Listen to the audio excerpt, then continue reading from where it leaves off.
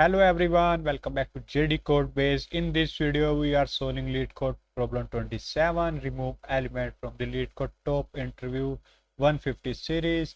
This is one of the most important array problem, and interview love this question because it tests how well you understand in-place modification. So let's first understand the problem clearly. We are given an integer array called nums and an integer called the val, and our task is to remove all occurrences of val from the array. But here is the main catch: we must do in place. Means no extra arrays allowed. We need to return a number called the k, and which represent how many elements are left after removing the val. And the first k element of the array should contain the valid values, whatever remains after k does not matter. So let's see a example.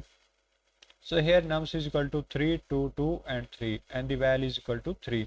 Here we want to remove all the 3's. After removing them, the valid elements are 2 and 2. And notice something important is the problem does not ask to return the array, and it only asks for the count of valid elements in the array. Now let's quickly look at the constraint. The array size is small up to the 100 elements, and values are also small up to the 51. But the most important constraint is this place. This one is we must modify the array in place. That means we cannot create a new array and copy elements into it. This tells us that we should think about overwriting values inside the same array. Now comes the key idea is if we will traverse the array one by one. Whenever we find the value that is not equal to val, we will copy it to the front of the array.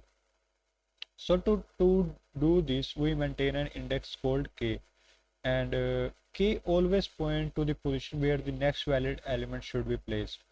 And this approach is called the overwrite method, and this is the most recommended interview solution. So let me break the algorithm into simple steps. First, initialize k is equal to 0 and traverse the array using any loop. And if the current loop is not equal to val, means nums of I is not equal to val, we just copy it to the nums of k and increment the k as the after that.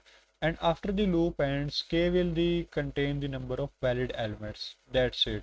And it's very simple logic. Now let's see dry run the example. So here we have a nums array 3, 2, 2 and 3, and val is equal to 3, and we start with the k equal to 0, and at index I is equal to 0, and at the index 0 value is the 3, this one. And so we skip it because it is not equal to val, means it is equal to val. And at index 1 the value is equal to 2, so this is the valid one, and we place it at the nums of 0 at this position and increment k to 1, means initially it is 0, now it is 1 here. And again at the index 2 we see value is the 2, again valid, we place it at the nums of 1 and increment k by 1. So now k is equal to 2, and both the values are comes at this position. At index 3 value is 3, so skip again because it is equal to val. And the now array is the over, so the and at the end k is equal to 2, so the first two element of the arrays are 2 and 2. So and that is the exactly our answer what the LeetCode wants. So let's write the code in the LeetCode for this. So first inside the function we create our pointer k, let k equal to 0, and start a for loop for let I equal to 0, I is smaller than nums dot length I plus plus. Inside the loop we check one condition: if the current element is not equal to val, so we overwrite the value at index k, means we check if nums of I is not equal to val, then we just copy the value nums of k into nums of I means and k plus plus every time when we override the value. And so here nums of I is the current element, this one, and nums of k is the position where we place the valid element.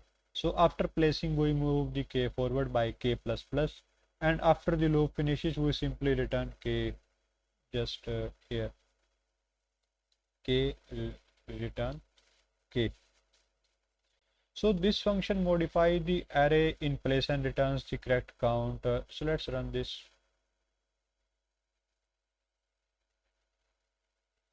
Yes, it accepted both the solution and both the test cases.